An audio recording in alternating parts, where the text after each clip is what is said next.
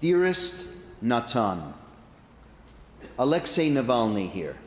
Hello from Vladimirskaya Oblast, although I am not sure if you have retained warm memories of it. I am now in penal colony IK6 Melekhovo, but from the Vladimirskaya prison, they are writing to me that a cell is being prepared for me there, so I will likely find myself in the same facility that you were in. Only now there will probably be a plaque saying Natan Sharansky was held here. I am writing as a reader. I have just read your book, Fear No Evil, while I was held in solitary confinement. I want to thank you for this book, as it has helped me a lot and continues to help. Yes, I am at Shizo now, but when reading about your 400 days spent in the punishment cell on decreased food rations, one understands that there are people who pay much higher prices for their convictions. I look at the postcard sent to you by Avital. All the words have been blacked out. Then I go to court where they try to convince me that burning the letters that were sent to me is legal. After all, there are secret codes embedded in them. I understand that I am not the first, but I really want to become the last, or at least one of the last, of those who are forced to endure this. Your book gives hope. In the preface of the 1991 edition, you write that dissidents in prisons have kept the virus of freedom, and it is important to prevent the KGB from inventing a vaccine against it. Alas, they have invented it, but in the current situation, it is not them who are to blame, but us, who naively thought that there was no going back to the old ways. And for the sake of good, it's okay to rig elections a little bit here, or influence the courts a little bit there, and stifle the press a bit over here. These little things, and the belief that it is possible to modernize authoritarianism, are the ingredients of this vaccine. Nonetheless, the virus of freedom is far from being eradicated. It is no longer tens or hundreds as before, but tens and hundreds of thousands who are not scared to speak out for freedom and against the war, despite the threats. Hundreds of them are in prisons, but I am confident that they will not be broken and they will not give up. And many of them draw strength and inspiration from your story and your legacy. I am definitely one of them. My thanks to you. L'shana haba'a b'Yerushalayim. Yours, Alexei. If you haven't figured it out, what I was just reading was the translation of a letter written by Russian dissident Alexei Navalny to Natan Sharansky a couple of years ago. Navalny was murdered at the hands of the Russian state earlier this year. But while he was in his Siberian prison cell, they allowed him one book, and he chose Sharansky's Fear No Evil. As you see, the book made such an impression on him that Navalny wrote to Sharansky. He actually wrote several times to him from the Gulag, and Sharansky wrote back. You can find all the letters online. They are worth a read. They're inspiring and frightening and beautiful all at the same time. Two dissidents from different eras confronting a Russia still polluted with tyranny. Two heroes considering the virus of freedom, those who are no longer motivated by it and those who still are. I would offer that the same virus of freedom is a central idea in our observance of Rosh Hashanah, as it is a human principle that is in desperate need of reaffirmation in our time and in this world. Why is Rosh Hashanah the day on which the world is judged? According to legend, This is the day that God created the human being.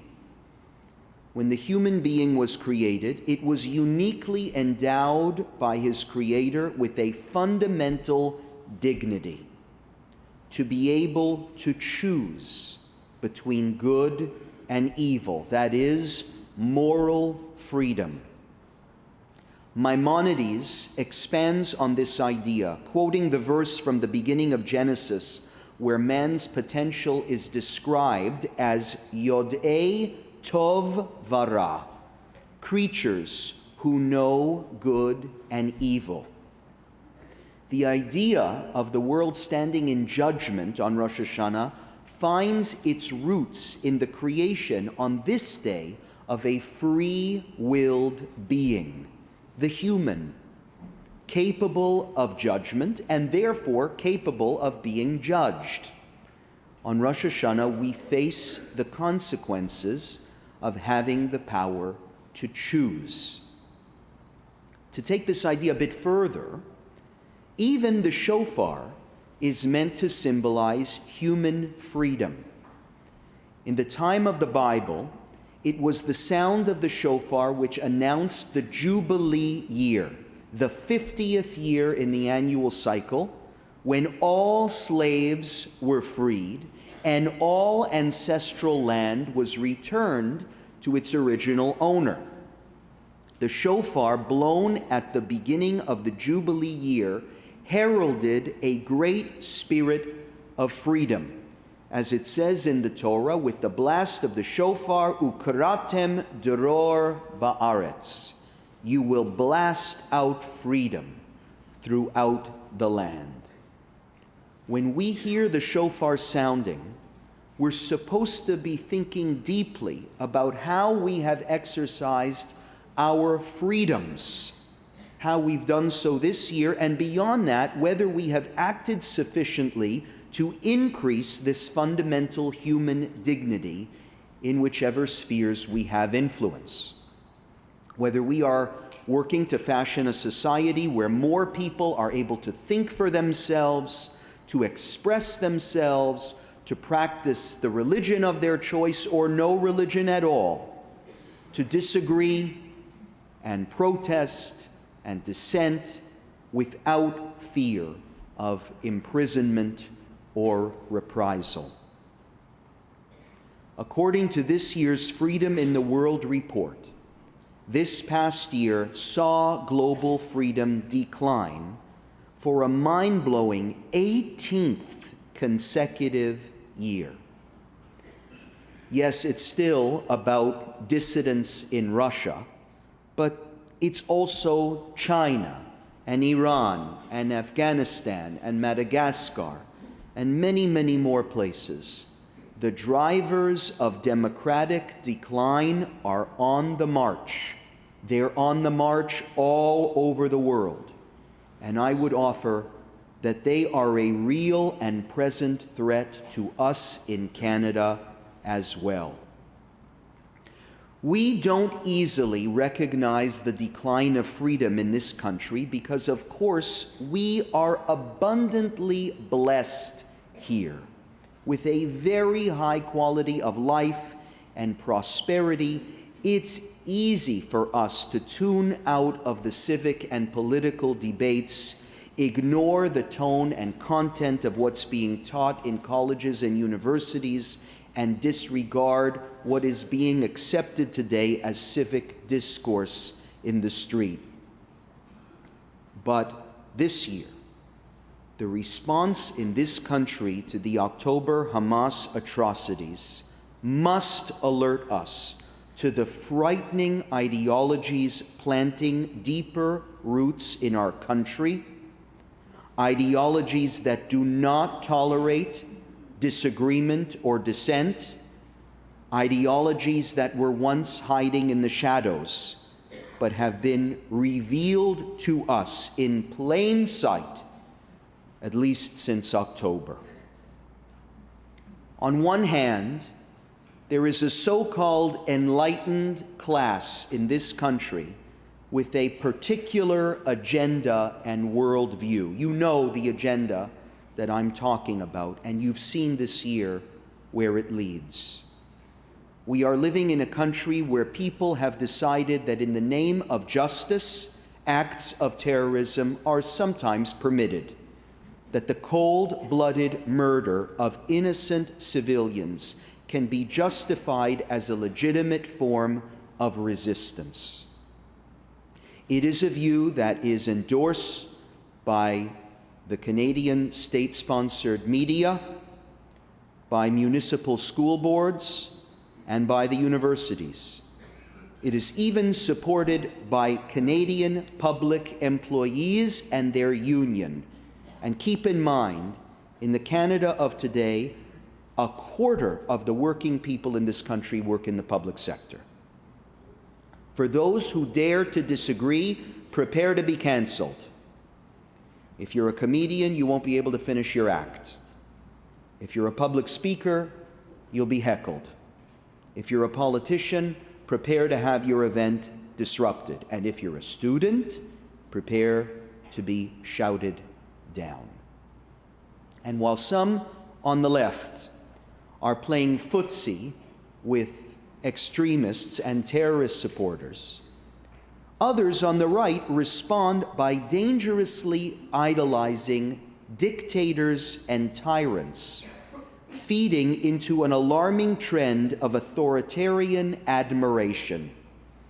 They point to Russia's stocked grocery stores or China's efficient train systems as if these surface-level indicators of progress somehow justify the crushing of dissent, the erasure of free speech, and the constant surveillance of citizens.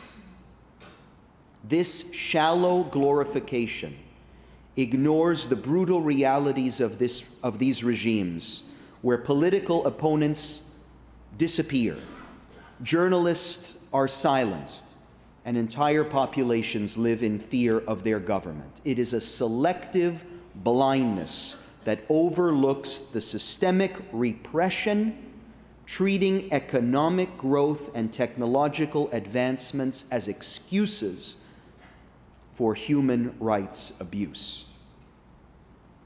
Canadians who were born in countries that lacked freedom, they often will see these alarming trends from both the left and the right much more clearly than those of us who were born in this country.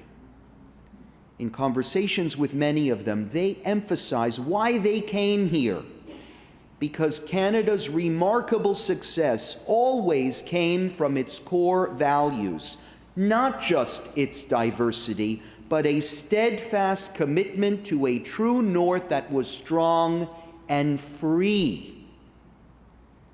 These Canadians remind us of the need for a society where institutions don't steer people towards particular predetermined ideas, but instead where there are institutions that foster a culture where individuals are free to think differently and where we welcome independent thought and dissent and disagreement. Did you know that in Canada's early days, a version of this conflict literally ripped this country apart? You might remember this from Canadian history class. For about 25 years, just prior to Confederation, there were no provinces in Canada. The British Act of Union of 1840 merged Upper Canada and Lower Canada to form only one country, one Canada, with one national parliament. And one of the reasons why it didn't work was because of the vast religious and cultural differences between the two colonies. Let me explain. Upper Canada was predominantly Protestant. Protestants are free thinkers. They believe in reading the Bible and making up your own mind about it. That's why there's so many Protestant churches and denominations. But Lower Canada was predominantly Catholic. Catholicism is precisely what Protestants were opposed to, a Christianity with a strict top-down structure that did not permit people to think for themselves. Many politicians in Upper Canada here were afraid that Canadian liberty would not be preserved when in Lower Canada you had people thinking and acting and being educated and voting not according to their free conscience, but according to how their church dictated. The truth about Confederation in this country in 1867 is that it was not about bringing the country together. It was at least partially about keeping it apart, preserving a unique Catholic culture in Quebec and preserving a unique Protestant culture in Ontario. The great political champions of this province, people like George Brown, believed that freedom in this country depended on the disposition of the people. They did not trust institutions. They did not trust laws to protect individual freedom. It had to come from a culture and a faith that supported critical thinking and free inquiry.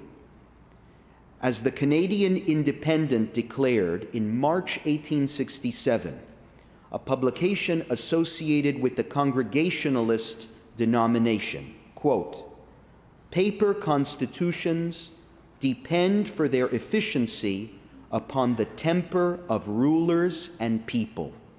Laws are unavailing if public opinion does not sustain them. It may be said of nations, the people are the Constitution." End quote. I worry about Canada because I tend to agree with that statement. In this country, we have placed a lot of faith in the ability of our institutions to protect our freedoms.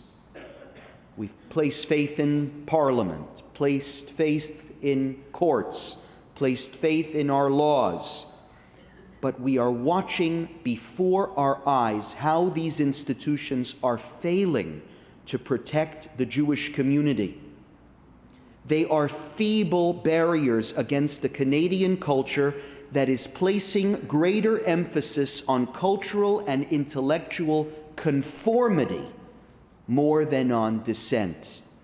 A Canadian culture that rewards those who go along with what they're told is true, even when it's against their better judgment. I know many doctors who were silent a few years ago when they knew the COVID restrictions were going too far. They were afraid to dissent. They didn't want to stir the pot.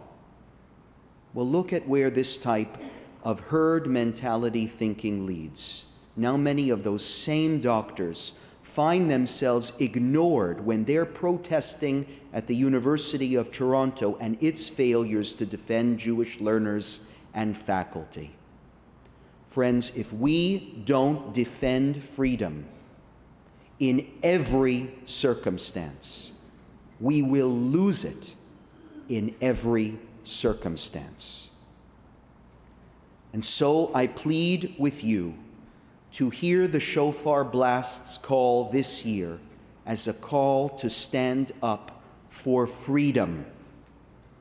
Let me tell you what it means to stand up for freedom. To be free means to tell the truth, even in a world awash in lies. The sky is blue. The NDP is going to tell you the sky is pink. Greta Thunberg is going to say it's green. Queers against Israeli apartheid are going to say it's red. But it's not. It's blue. That is as true as asserting that there are good governments and evil ones. Societies organized to generate progress and well-being, and others designed around terror and debasement. There are better culture for women and minorities, and there are worse ones. That is the truth.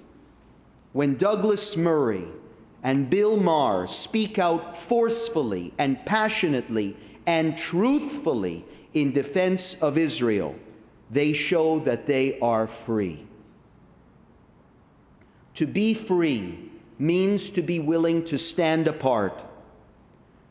When liberal MPs Anthony Housefather, Marco Mendicino, and Ben Carr voted no, when the rest of their caucus voted yes on that NDP anti-Israel motion a few months ago, a motion in Parliament that attacked Israel and stoked further anti-Semitism in this country, they showed that they were free.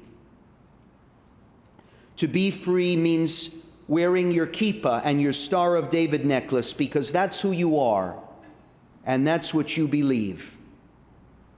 All you students who did that and who didn't cower, who walked past the tentifadas and were spat on and humiliated and silenced, but you didn't shut up and you weren't afraid to respond, and you went to Chabad and you didn't cower in fear. You went to Hillel. You were active and proud Jews on your campuses. You've shown that you are free, and we all admire you so much. To be free means to be principled, to stand up, to fight for our values. That's what I spoke about yesterday. You can review the sermon on YouTube next week in case you missed it. This congregation used to be packed with veterans, with soldiers who actually fought for freedom when it was on the brink of being physically taken away from us. We don't have to go to war. We don't have to go to a prison cell like Sharansky did or Navalny did. All we have to do is stop caring so much about what other people think of us and use our voices and our votes to stand up against bullies and to defend what we know is right and true. And finally, to be free is to be courageous even when we are scared. On the morning of October the 7th, ordinary Israelis left their offices, closed their laptops, and abandoned their fields to pick up weapons, in many cases without waiting for instructions from the state or the army. These men and women displayed the kind of heroism that many thought belonged to the mythic past. And yet here they were, ordinary heroes who understood that history had come knocking and that they had a critical role to play in shaping it. And the most serious men and women that I have ever encountered, in the most serious moment that they had encountered, rose to the challenge and confronted the evil that was at their door. Their instincts in defense of freedom were immediate and unqualified, and it should inspire all of us not to be scared. For what they did and what they are doing, the men and women of the IDF and all the security forces who are facing tremendous battles, they continue to be my inspiration, and they should be yours as well. The story of the Jewish people is the story of freedom. From Pharaoh's tyranny to the modern struggles for liberty, our identity is shaped by an allegiance to a God that is a God of justice, of mercy, and of life. It all began on the first Rosh Hashanah, when the divine gift of freedom was implanted into every one of us. Some will choose not to use it. They will choose the path of conformity. But others will awaken to the call of the shofar, hearing the timeless call, blast out freedom throughout the land. It is a call that resonates from this very synagogue in Toronto to a prison cell in Siberia to the front lines of the IDF. It is a call that unites all who dare to stand against oppression and tyranny. Alexei Navalny understood this profound truth. He concluded his letter with the famous words from the Passover Seder, L'shana haba'a b'Yerushalayim. He may not have known his fate, but until the day he was murdered, he held fast to the virus of freedom, holding hope for a better tomorrow, for Russia, for Canada, for Israel, and for the whole world. And so we hope with him. L'shana haba'a b'Yerushalayim. May next year be a year of redemption. May next year bring peace in Jerusalem. And may next year be a year of freedom. Shana Tova.